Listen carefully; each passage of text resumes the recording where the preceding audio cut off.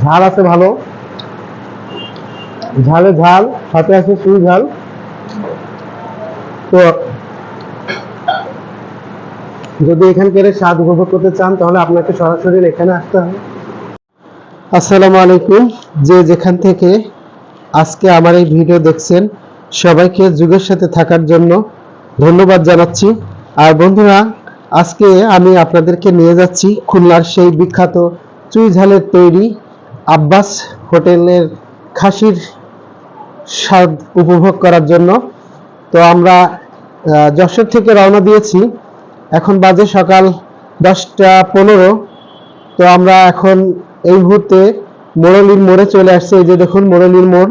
তো আমরা রওনা দিয়েছি মোটর বাইকে করে ইনশাল্লাহ। তো রাস্তার অনুভূতিটা জানাবো এবং যেতে যেতে কত সময় লাগে সেটা তুলে ধরবো। চলতে চলতে আমরা অনেক পথই চলে আসছি, আর অল্প কিছুক্ষণের মধ্যেই চলে আসলাম সেই মাইকেল মধুসূদন দত্তের গেট। এই যে দেখুন আমরা এখন কেশবপুর অতিক্রম করব আমার ডান পাশে। তো এখানে আমরা কিছু সময় বিরতি দিয়েছিলাম, মোটর বাইক রেখে একটু ঘুরে আসলাম এই গেট থেকে। আসসালামু আলাইকুম। আমরা কিন্তু চলে আসছি শেখনগরের ঐতিহ্যবাহী আব্বাস হোটেলের সামনে। এখন আমি দাঁড়িয়ে আছি, দেখুন আমার পিছনে সেই আব্বাস হোটেল। তো আমরা এখানে আজকে দুপুরের খাবারটা খাবো ইনশাল্লাহ, আর এর স্বাদটাও জানাবো। তো আমরা যশোর থেকে রওনা দিয়েছিলাম 10টা 15, আর এখানে 10টা 15 এসে পৌঁছাইছি। প্রায় 1.5 ঘন্টার মতো আমাদের সময় লাগবে। বন্ধুরা একটু ভিতরে যাই আর খাবারটা উপভোগ করি ইনশাল্লাহ।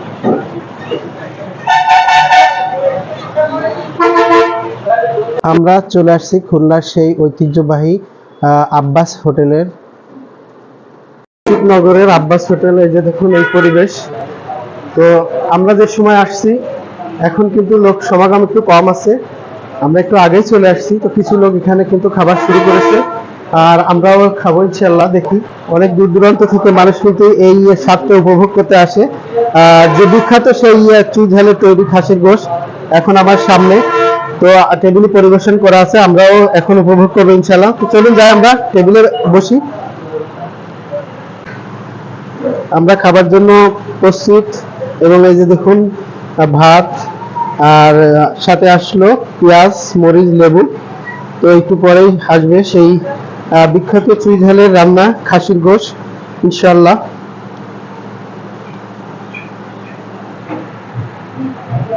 ভাই ভালো গোশত দেখে দেন। কত করে পিস বললেন? 220 টাকা পার পিস। 220 টাকা পার পিস। আলহামদুলিল্লাহ। গোশের সাথে আর কি কি আছে? আর কিছু নয়, শুধু ডাউল। ও, ডাউল আছে। সিনা খাবেন? দেন, সিনাই খাই। আপনাদের এখানে সিনা যখন এত ভালো লাগে। তো এখন প্লেটে দেখুন পরিবেশন করছে সেই চুই ঝালের তৈরি। এই যে এখন যে কিছুটা দেখতে কাঠের মতো লাগে, এইটাই সেই চুই ঝাল। আর সাথে রসুন দেওয়া আছে। এই সেই আমরা সেই যশোর থেকে আসছি এই চুই ঝালের খাসির গোশত উপভোগ করার জন্য। তো আমরা উপভোগ করবো এবং ইনশাল্লাহ আপনাদেরকেও জানাবো। তো প্লেটে কিন্তু দিয়ে দিয়েছে, এই যে দেখুন এক পিস 220 টাকা। তো আমি স্বাদটা একটু উপভোগ করে দেখি এবং আসলেই যে কেমন লাগে।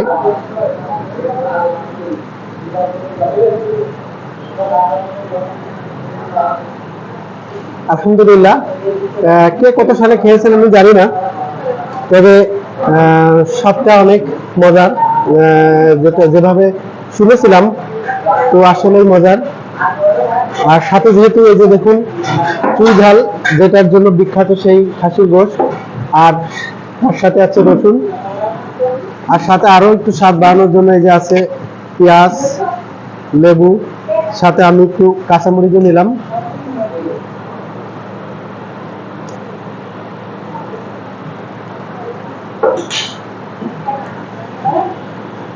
আমার কাছে অনেক ভালোই লেগেছে, হয়তো আপনাদেরও ভালো লাগবে ইনশাল্লাহ।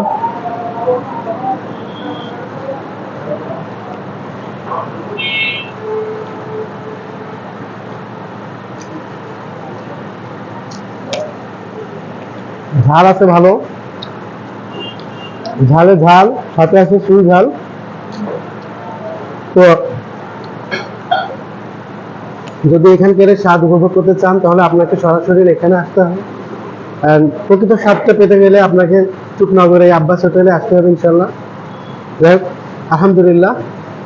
তো এই ছিল আজকের খাবারের অনুভূতি। আমরা চুকনগর এই আব্বাস হোটেলে খেয়েছি এবং বেশ ভালো লেগেছে। এই জন্য আমরা আরো অতিরিক্ত 2 পিস বাসায় নিয়ে যাবো। এই জন্য পার্সেল দেওয়ার জন্য 2 পিস বললাম। তো এখানে একটু দাম বেড়েছে, যেহেতু পূর্বে 200 টাকা ছিল পিস, এখন বর্তমান 220 টাকা করে হয়েছে। তো আমি ভাইকে বললাম একটু চুই ঝাল আর একটু রসুন সব মিলিয়ে, যেহেতু বাসায় পার্সেল নিয়ে যাব, তো এই জন্য একটু বেশি করে দিয়ে দিতে বললাম।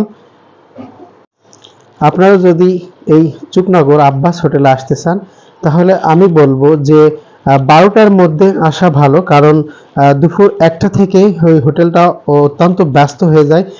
তখন মনে করেন লাইনে দাঁড়ায় খেতে হয়। আমাদের বিল কত হলো? 4টে গোশ আর ভাত হচ্ছে না, বা পরে হাফ নিছি।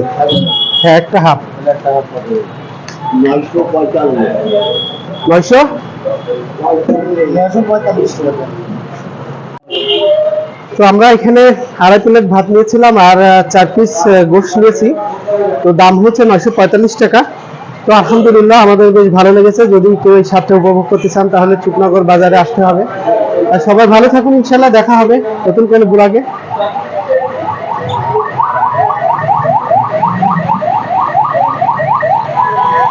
আমরা যশোর থেকে এসেছিলাম।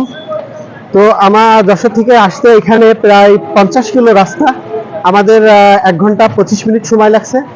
তো আমরা এখন যে চুকনগর আব্বাস হোটেলে আমরা দেখেন যে জায়গাটিতে দাঁড়িয়ে আছি, এটা কিন্তু দ্বিতীয়। তো আমরা খেয়েছি প্রথমটিতে, আর যখন বেশি ভিড় হয় তখন প্রথমটার থেকে এই দ্বিতীয়টাতে লোক সরবরাহ করে। যেহেতু এখনো পরিপূর্ণভাবে খাবারের সময় হয়নি, যার কারণে লোক সমাগম একটু কম আছে, পুরোপুরি কিন্তু ভরে থাকে ইনশাল্লাহ।